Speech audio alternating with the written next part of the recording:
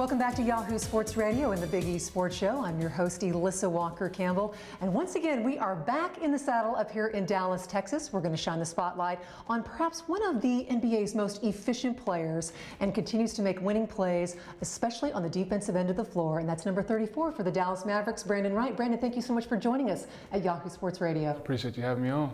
Well, congratulations to you and to your teammates for advancing to the 2014 NBA playoffs after facing a very difficult matchup against the Phoenix Suns on Saturday night. How does it feel to achieve one of your team's goals, to see it come into fruition, especially after not making the playoffs last year?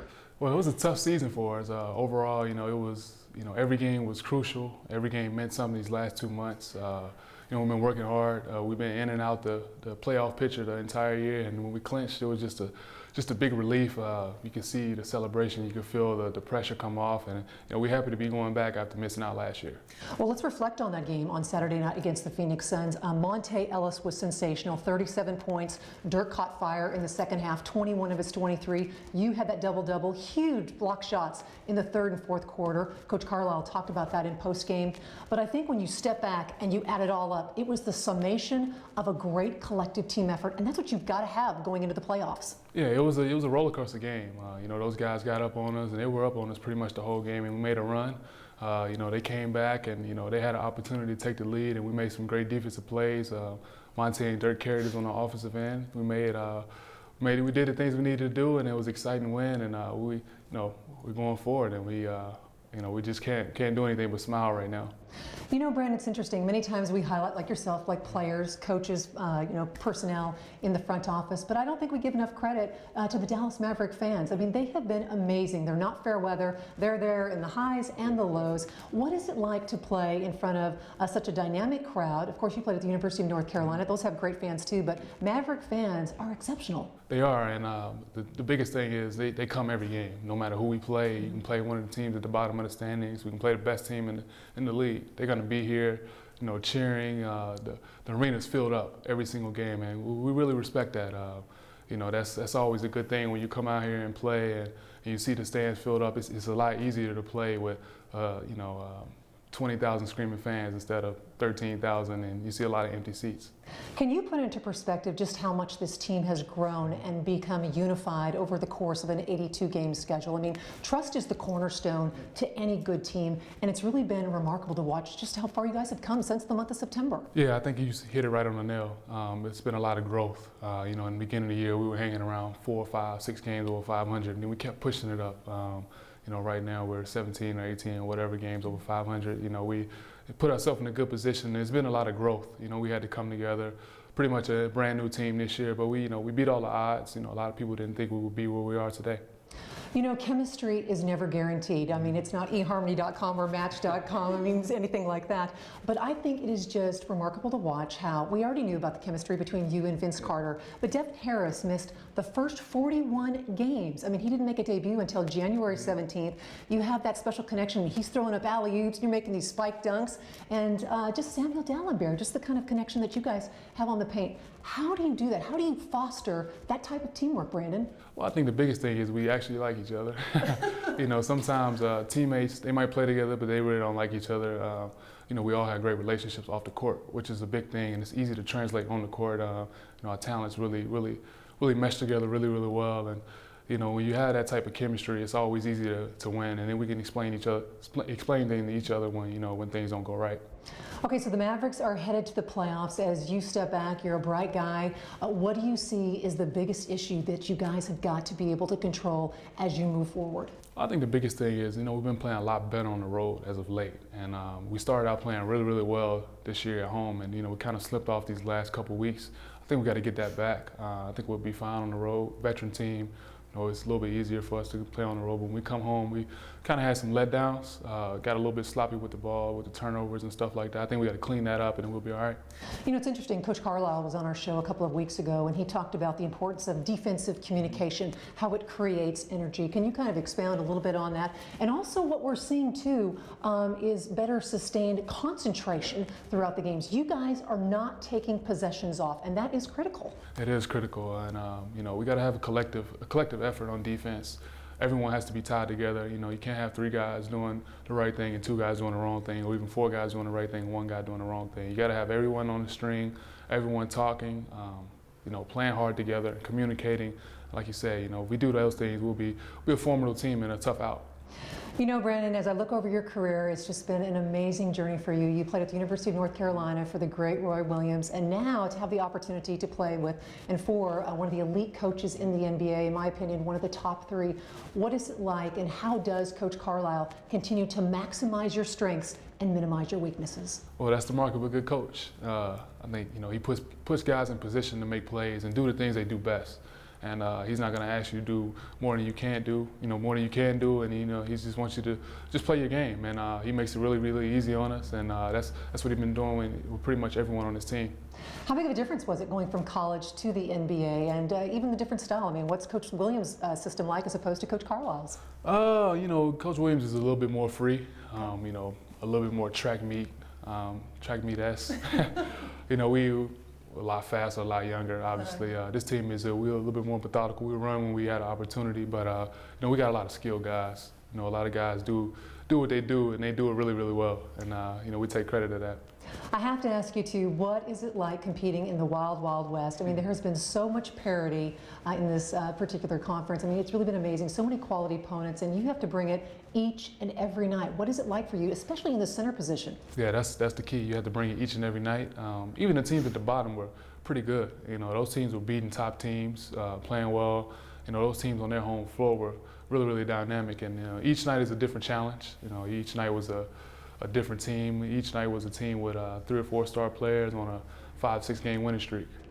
And it was kind of baptism by fire for you when you started out with Golden State, because I thought it was interesting. I want to bring this up, Brandan. Your rookie season, you guys won 48 games with Golden State, and you were on the outside looking in. You did not make the playoffs. What lessons did you learn from that? It was tough. You know, we started that year 0-6. You know, Really? so you know, it was one of those things where we were fighting the whole year, and we came up short. And probably that start hurt us, but it was a tough year. We had a lot of good players. They were coming off the We Believe season, and you know, we just fell short at the end of the year. You know, we were disappointed at what happened, and it was a tailspin because we were even horrible. We were horrible the next season. Brandan, you bring up a great point, because as you talk about great players, Monte Ellis was one of your teammates. How excited were you to be reunited with him and to have him come back on board? I was glad to get him over here because I knew he had went through a lot of tough times, you know, in Golden State, Milwaukee. Even though they made the playoffs last year, they knew they really didn't have a shot to compete. You know, I knew he came here to win. Took less money, you know, could have went elsewhere to get more money, but he came here to win and compete for championships. Can I ask you, what is it like to have him as a teammate? Because when I see him in the locker room, I mean, you can ascertain a lot about a person's personality when you look in their eyes, and he is so focused. He's the kind of guy, if I was going to battle, I mean, I would be hooking up with him. I mean, he's the guy who's going to go to war, and he's going to fight for you. Yeah, he's a tough guy. You know, he plays hard. You know, he does all the little things. He's improved each and every year, and he's a great teammate. I mean, that's all you can ask from a guy of his stature. You know, playing well his entire career. You know, had an opportunity to come to Dallas and do great things. You know, his sky's the limit here. Has he inspired you with even more toughness, even you and Samuel Dallenberg? I mean, I've seen a little bit more of that. You guys are blanked with more nasty and edge. I mean, because when you look at Monte Ellis, I mean, he's willing to take charges against some of the biggest guys in the league, and that's got to have a spillover effect to everybody in the league, to be willing to sacrifice your body out there. Yeah, you're right. You know, he takes charges. You know, he hits the ground a lot on offense and doesn't get the call, and he always gets back up, and that's the key. You know, when you see a guy like him doing it, you know, it makes you want to keep playing, keep you know, forget the little bruises and bumps, you know, because he's always going to be there. You know, he's a tough guy. You know, I never seen him you know, not play after an injury unless it was really, really significant. Do you think toughness, that it can be learned? Because I'm seeing more of that as you continue to blossom and to grow. We're seeing, as Rolanda Blackman said last year, we want to see a little bit more Kevin Garnett out of you. We are seeing that now. I think it is. You know, you grow into it. You know, you have your style when you first come in, but you can learn things. You know, you take traits from different players, you know, different situations, and you know, when it gets tough, you know, you need to get tough. Well, you have that hit first mentality, as Coach Carlisle says. Be an agitator, not just an irritator. One of the questions I have to ask you is, everyone always says, when you talk to Brandan Wright, he has that be ready mentality. What is the key to being an efficient role player? Consistency. I know you love baseball, And it's kind of like being a relief pitcher, isn't it? I mean, because you've always got to be ready. Yeah, you don't know when your number's going to be That's called. right, I mean, that's the thing. You know, you got to be ready. You got to do the things to take care of yourself off the court, to be in that situation, to be ready, and just keep your head focused. I mean, that's what it comes down to. You know, just staying humble and approaching the game is your last every day.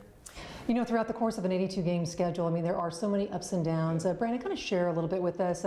Who is your point person in your life that you reach out to, or perhaps text message, or want to pick up the phone and call to kind of encourage you through when you guys have some rough spots, or you just need that word of encouragement?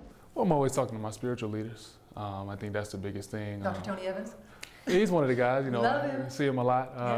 My spiritual leaders back at home.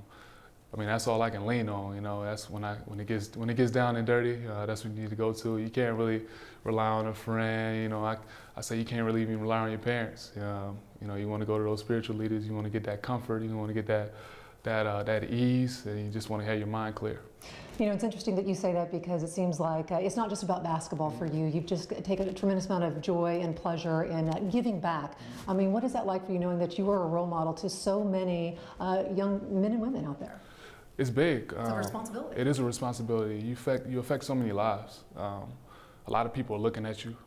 They're looking for you to make the wrong moves so they can criticize you or give you bad publicity. It's one of those things where, like you said, a lot of people are looking up to you, and you don't want to make those mistakes, and you don't want other kids to follow in your footsteps if you do the wrong things.